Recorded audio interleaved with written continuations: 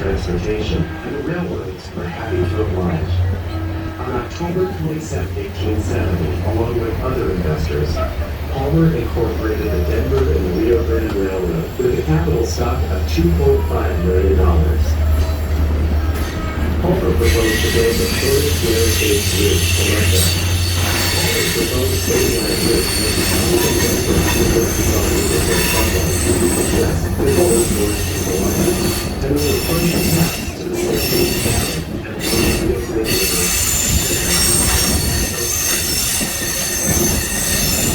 At the same time, some defense race to the new bonanza. Court battles ensued and injunctions and court orders were ignored. Newspaper reporters exaggerated threats of violence. For then as now, sensational news sold papers. There were fistfights and a few broken bones resulted when competing track men swung pickaxes and clubs at each other. Both railroads provided their men with guns.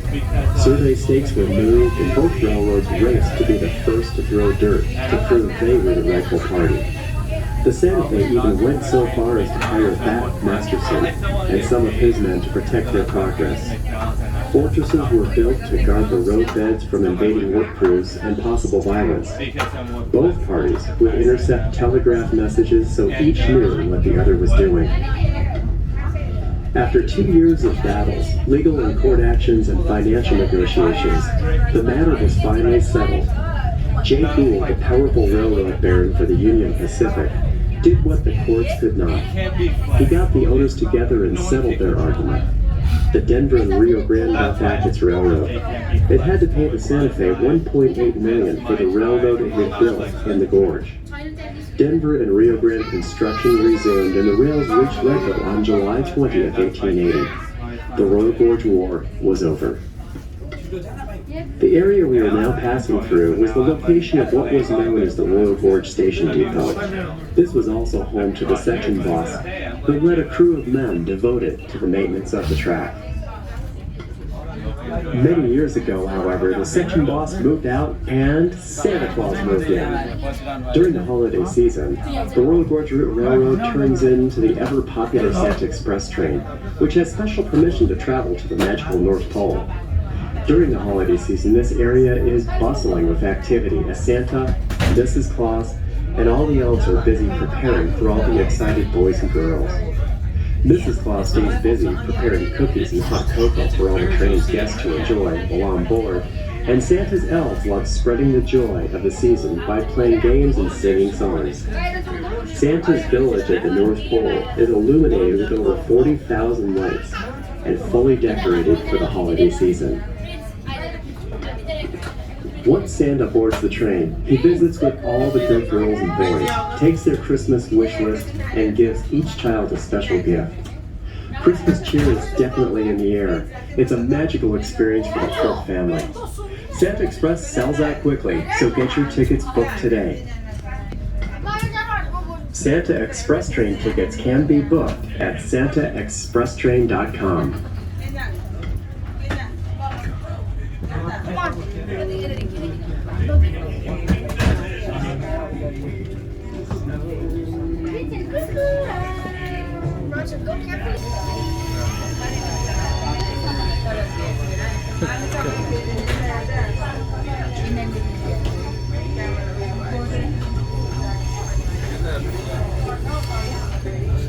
टर्निङको गइ नि मेरो यो हो कि कसको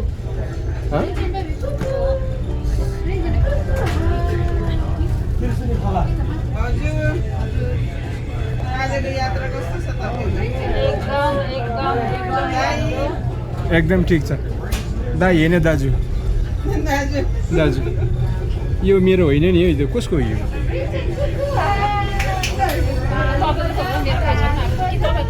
यतापट्टि चाहिँ मेरो थियो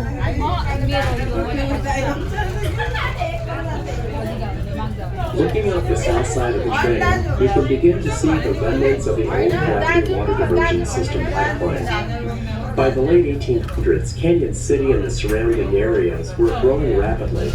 Mining was booming, and where there was work, families and businesses were sure to take root. As the local population grew, there was also growing concern about the quality and quantity of the town's drinking त water. मेरो होइन हो जस्तो लागेन At the Well, time, Nikki, water was being pumped directly from the Arkansas River and into homes and businesses throughout town. While the water supply was plentiful, it was not consistent and clean or safe. Due to the steep granite walls of the Royal Gorge, the alkali content of the water in town was very high, and the limited filtration means of the time meant that Canyon City was not able to adequately remove contaminants from their water supply.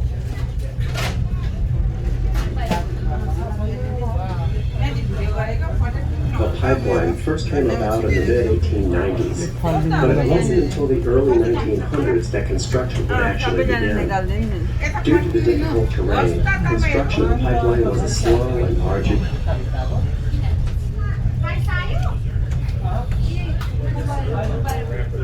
which meant no explosives. All tunnels and ledges that you see were drilled and chiseled using hand tools.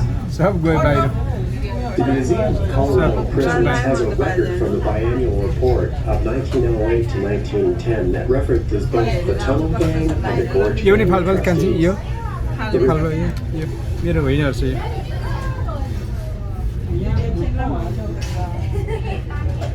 6 मिनेटको